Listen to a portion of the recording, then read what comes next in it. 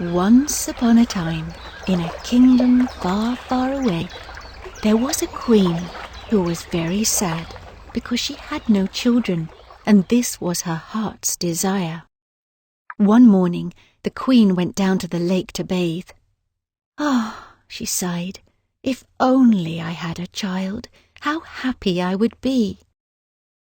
All of a sudden, one of the frogs in the lake jumped out onto the shore and said to the queen, "Your wish will be granted, and you will have a daughter within 1 year."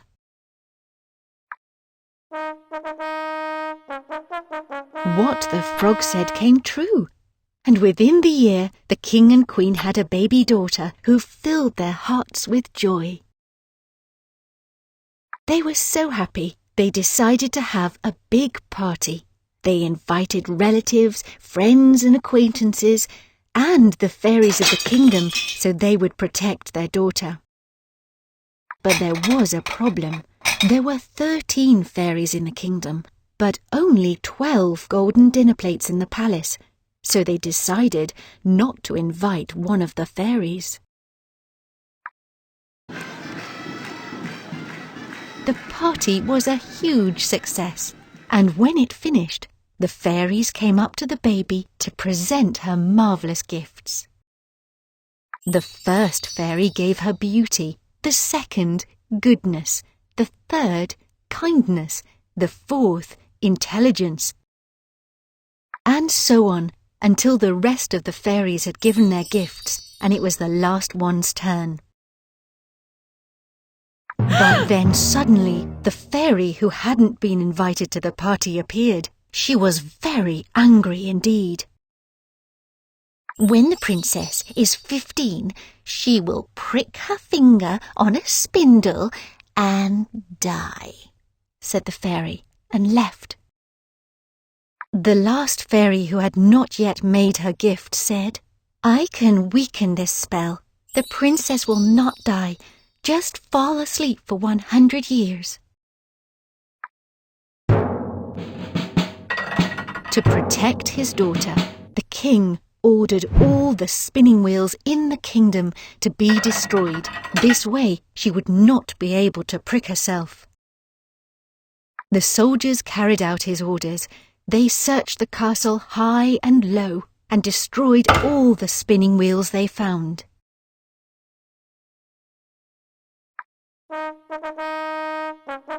The years went by, and the princess grew up developing all the gifts the fairies had given her. She was beautiful, good, kind, and everybody loved her. On her 15th birthday, the princess decided to explore every corner of the palace on her own.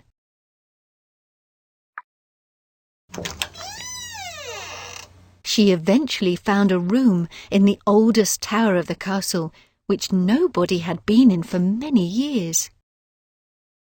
She found a strange contraption she had never seen before.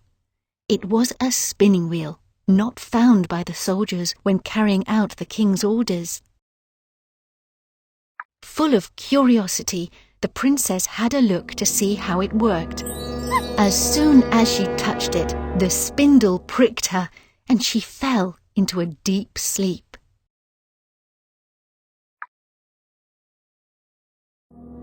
The spell spread out, and everybody who was in the castle at that moment fell into a deep sleep too.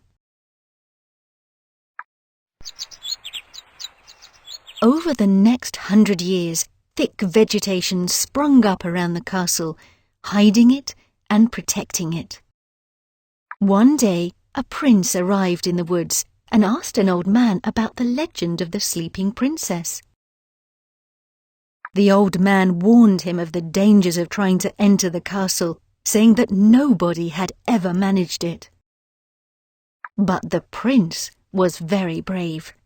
He ignored the old man's warning and hacked through the vegetation to go in search of the Sleeping Beauty.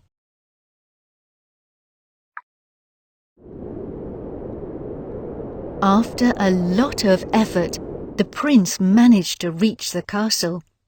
Everywhere was silent, and everyone was fast asleep.